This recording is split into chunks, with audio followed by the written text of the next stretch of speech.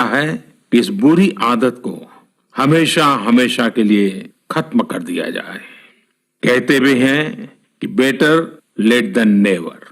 तो देर भले हो गई हो, लेकिन अब ये थूकने की आदत छोड़ देनी चाहिए। ये बातें जहां बेसिक हाइजीन का स्तर बढ़ाएंगी, वहीं कोरोना संक्रमण को फैलने से रोकने में भी मदद करेगी।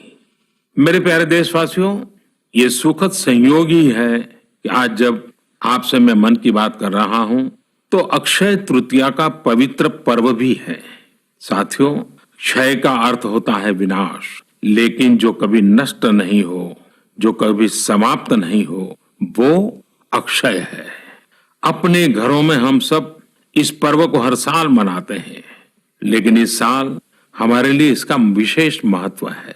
आज के कठिन समय में यह एक ऐसा दिन है जो हमें याद दिलाता है कि हमारी आत्मा, हमारी भावना अक्षय है।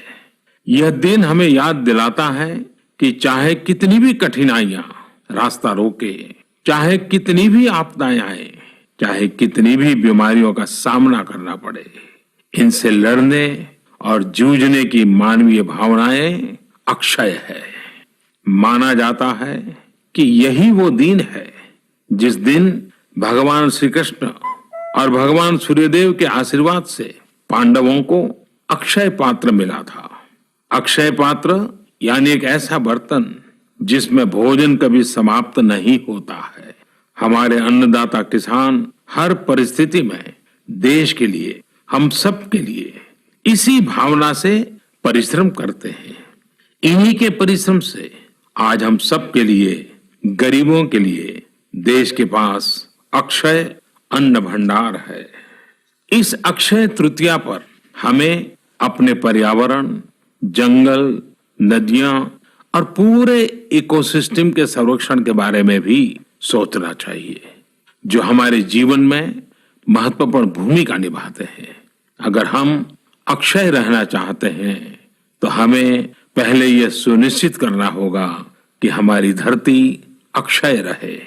क्या आप जानते हैं कि अक्षय तृतीया का यह पर्व दान की शक्ति यानी पावर ऑफ गिविंग का भी एक अवसर होता है। हम हृदय की भावना से जो कुछ भी देते हैं, वास्तव में महत्व उसी का होता है। यह बात महत्वपूर्ण नहीं है कि हम क्या देते हैं और कितना देते हैं।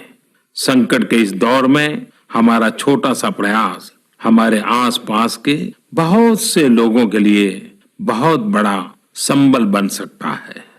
साथियों, जैन परंपरा में भी यह बहुत पवित्र दिन है, क्योंकि पहले तीर्थंकर भगवान ऋषभ देव के जीवन का यह एक महत्वपूर्ण दिन रहा है।